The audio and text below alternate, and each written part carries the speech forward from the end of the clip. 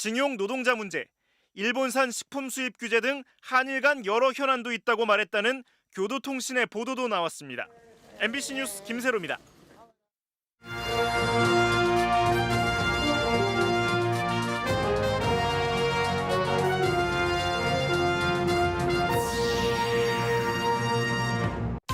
이재명 민주당 대선 후보가 내년 재보궐선거 무공천 가능성을 시사해 청주 상당 재선거의 최대 변수로 떠오르고 있습니다.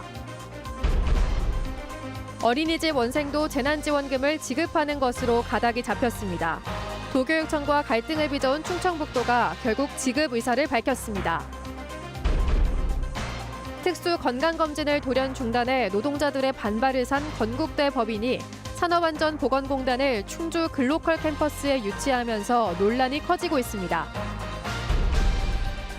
영동군이 경계 측량도 하지 않고 개인산에 시설물을 설치했습니다. 산 주인과 인근 주민 간 갈등이 깊어지고 있습니다. 시청자 여러분 안녕하십니까? 계속해서 충북 소식입니다. 오늘 충북 코로나19 발생 현황부터 알아보겠습니다. 신규 발생 확진 환자는 65명입니다. 지역별로는 청주 17명, 충주 24명, 제천 10명, 단양 1명, 음성 7명, 괴산 1명, 보은 1명, 옥천 2명, 영동 2명이 확진됐습니다. 충북 누적 환자는 9,875명, 누적 사망은 97명입니다. 여당인 더불어민주당에서 연일 재보궐선거 무공천론이 거론되고 있습니다. 이재명 대선 후보는 오늘 국민과의 약속이라고까지 강조했는데요. 대선이라는 큰 그림과 얽혀 청주 상당 국회의원 재선거에 여당 후보 공천이 불투명해지면서 지역 정가가 술렁이고 있습니다. 신병관 기자입니다. 대구 경북 순회를 마치고 기자회견을 가진 더불어민주당 이재명 대선 후보. 대선과 함께 치러지는 재보궐선거의 무공천 여부에 대해 검토 중이라는 지난주 답변에서 한 발 더 나갔습니다. 이 후보는 국민과의 약속이라며 중대한 잘못으로 직위를 상실한 경우 후보를 추천하지 않는다는 당원 당규를 강조했습니다. 지금까지와는 다르다라는 점을 보여드려야 하기 때문에 그 문제도 저는 긍정적으로 검토할 필요가 있다고 생각합니다. 후보뿐 아니라 민주당 정당혁신추진위원회에서도 무공천이 검토되고 있는 것으로 알려졌습니다. 재보궐선거가 치러지는 선거구는 5곳. 이 가운데 3곳이 민주당의 귀책 사유가 있고 특히 청주 상당은 정정순 전 의원이 회계 책임자의 선거법 위반이 확정돼 당선이 무효가 된 곳입니다. 국회의원 의석보다는 귀책 사유가 있는 선거구에는 후보를 내지 않는 명분을 챙겨 대선에서 전략적으로 차별화하자는 의견은 그동안 당내에서 꾸준히 제기돼 왔습니다. 지역에서는 일단 중앙당의 움직임을 지켜보겠다는 입장입니다. 12월 말 1월 초까지 계속 중앙당 차원에서 논의가 있을 거로 알고 있습니다. 이재명 후보는 지난해 서울 부산시장 보궐선거에서도 공천을 반대한 바 있습니다. 어느 선에서 무공천이 이뤄질지는 아직 미지수지만 가능성을 꺼내든 이상 5곳 모두 없던 일로 하기에는 정치적 부담이 적지 않다는 분석입니다. 여기에 정의당을 포함한 진보 진영 내 단일화 카드로 활용될 가능성도 배제할 수 없습니다. 여당의 무공천 여부가 청주 상당 재선거의 최대 변수 가운데 하나로 부상하고 있습니다. MBC 뉴스 신병관입니다. 충청북도와 충북교육청 두 기관의 감정 싸움으로까지 번졌던 어린이집 재난지원금 갈등이 결국 지급으로 가닥이 잡혔습니다. 충청북도 의회가 마련한 사자회동을 통해 그동안 도교육청에 분담을 요구해온 충청북도가 어린이집 재난지원금을 단독 부담하는 쪽으로 입장을 바꿨습니다. 정재영 기자가 취재했습니다. 예산 여력이 없으니 교육청과 나눠서 지급하겠다는 충청북도와 주고 싶어도 분담할 법적 근거가 없다는 충북교육청의 의견 대립. 어린이집에 다니거나 가정보육 중인 영유아에게도 유치원생과 똑같이 재난지원금을 지급하자는 논의가 수개월째 진전을 보이지 않자 충북도의회는 초강수를 뒀습니다. 두 기관의 예산안 의결을 보류한 데 이어 도지사와 교육감 생각을 직접 듣겠다며 예산결산 특별위원회 출석을 요구한 겁니다. 충청북도 지사 및 충청북도 교육감 출석 요구의 건은 원안대로 가결되었음을 선포합니다. 출석일을 하루 앞둔 날 이시종 지사와 김병우 교육감의 만남이 극적으로 성사됐습니다.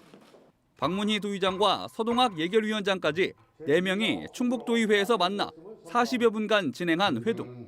이시종 지사는 충청북도가 어린이집 재난지원금을 전액 부담하는 것으로 방향을 바꿨습니다. 유치원과 형평성을 맞추기 위해 3세에서 5세 사이 누리반과 같은 나이의 가정양육 아동까지는 책임지겠다는 뜻을 밝힌 것으로 전해집니다. 대상자는 약 22,900명으로 1인당 10만 원씩 지급할 때 약 22억 9천만 원이 소요될 전망입니다. 재해, 재난 목적으로만 쓸 수 있는 예비비가 투입될 것으로 예상됩니다. 0세에서 2세까지 포함할지 여부는 아직 결정하지 않았습니다. 대신 이시종 지사는 2018년 무상급식 합의 때 약속했던 미래형 학교 모델 창출을 김병우 교육감에게 요구했습니다.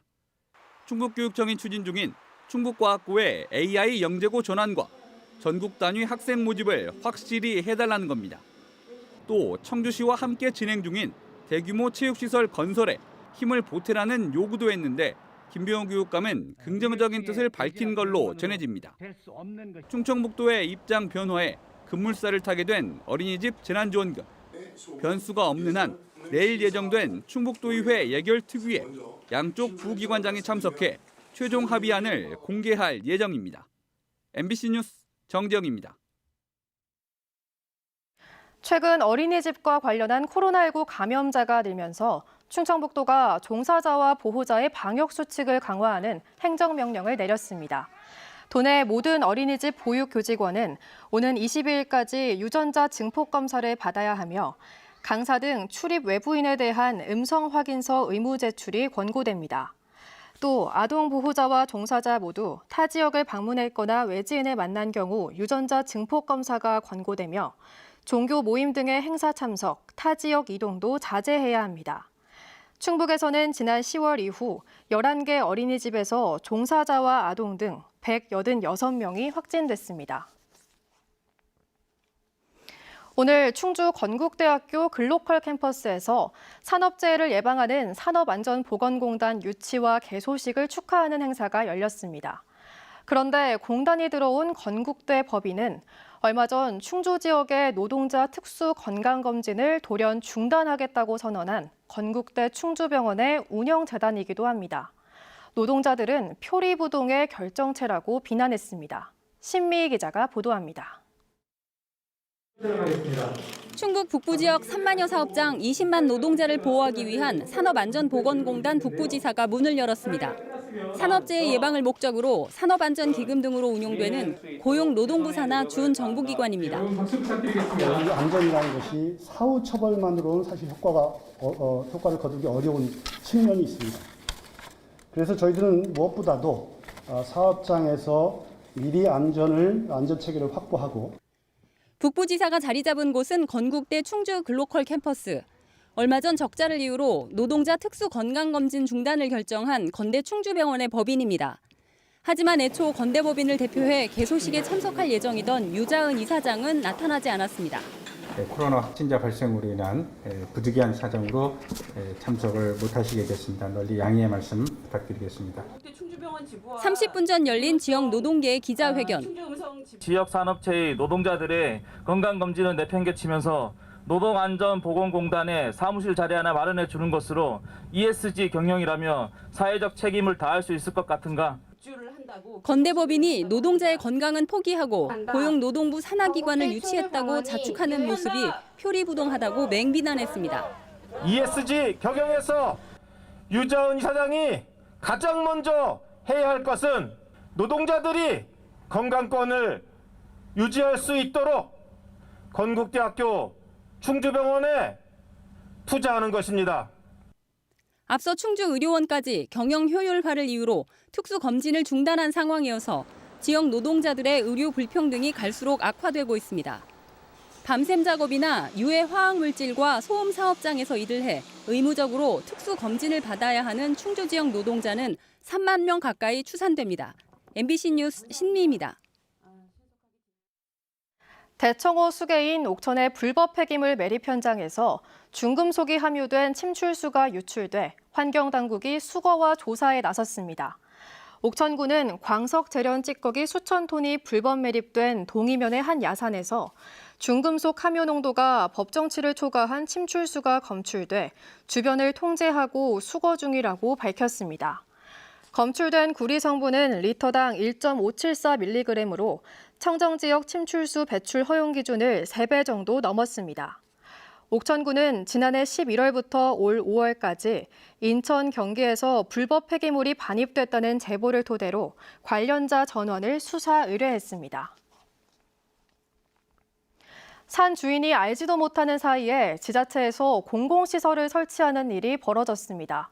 영동군에서 부지 경계 측량을 제대로 하지 않고 배수로를 설치하다 벌어진 일인데 이 때문에 마을 주민들과 산 주인 간 갈등의 골만 깊어지고 있습니다. 이채연 기자입니다. 윤 씨는 3년 전부터 3만 제곱미터가 넘는 가족 소유의 산을 관리해왔습니다. 그런데 지난 4월 못 보던 배수로가 이 산에 설치돼 있는 걸 발견했습니다. 알고 보니 영동군에서 설치한 배수로였습니다. 처음에는 이게 맞나 경계가 없으니까 침범한 게 확실해서 어쨌든 민원을 다시 또 넣게 된 거죠. 영동군은 매년 여름 폭우 때마다 산 꼭대기에서 흘러내려오는 토사와 물로 주민들이 피해를 보자 올봄 배수로를 새로 정비했습니다. 하지만 공사 과정에서 마을 주민이 사용하라고 내준 땅과 바로 붙은 윤 씨 가족 산까지 침범했습니다.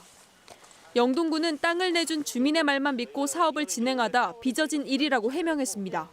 건축주분의 그 토지 사용 동의를 받아서 업무를 추진하는 과정에서 아마 그 경계를 정확하게 인지하지 못한 그런 상태에서 발생한 것 같습니다. 윤 씨는 원상복구를 요구하고 있지만 영동군도 답답하기는 마찬가지입니다. 마을 주민들이 토사 유출 피해를 계속 호소하고 있기 때문입니다.